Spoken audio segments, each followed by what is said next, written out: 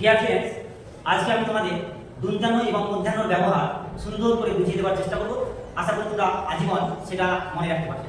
তো আসা যাক দন্তান্ন এবং মধ্যাহ্ন কি করে ব্যবহার করা যায়। তোমরা ব্যবহার করার পূর্বে তোমাদের একটা সুন্দর ফর্মালাইজ করতে হবে, যেটা ক খ ড ঢ মধ্যাহ্ন এবং ক খ ড ঢ মধ্যাহ্ন। এখানে তোমরা দেখতেই পাচ্ছ যে ফর্মুলা রয়েছে। তো এখানে এবার আমরা যদি বলি মুন্ডু ময়সু দুনয়সু ময়সু মধ্যাহ্ন রয়েছে, এটার মধ্যে কোনটা ঠিক হবে? তাহলে তোমরা দেখো এখানে ড আছে, এখানে মধ্যাহ্ন আছে, তাহলে নিশ্চয় মধ্যাহ্নের সঙ্গে ড যুক্ত আছে, মধ্যাহ্ন রয়েছে, এটা ঠিক হবে।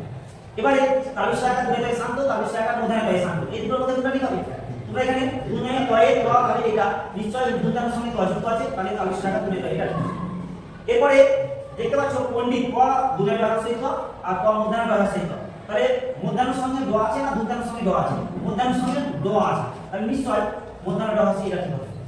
এবার কণ্ঠ ক দুনয় হয় ক মধ্যাহ্ন হয়, এখানে দন্তান্নের সঙ্গে খ আছে, কোন দিকে দেখো? দন্তান্নের সঙ্গে খ এখানে নাই, মধ্যাহ্নের সঙ্গে খ আছে, অতএব মধ্যাহ্ন হয়, এটা ঠিক হবে।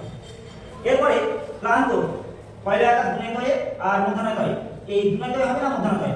এখানে দন্তান্নের সঙ্গে কি আছে? ক আছে, অতএব দন্তান্নের সঙ্গে ক আছে, তাহলে ক্লান্ত, এটা ঠিক হবে। এবারে বন্ধুরা তোমাদের জন্য দুটো আমি হোমওয়ার্ক দিয়েছি, তোমরা অবশ্যই এই দুটো চিন্তা দুনিয়াতে আঁকা চিন্তা হবে, আর সরাসরি মধ্যাহ্ন আঁকা হবে, আর দোয়া দুনিয়াতে বা দোয়া মধ্যাহ্ন দুটোর মধ্যে কোনটা সঠিক হবে তোমরা অবশ্যই কমেন্ট করে আমাকে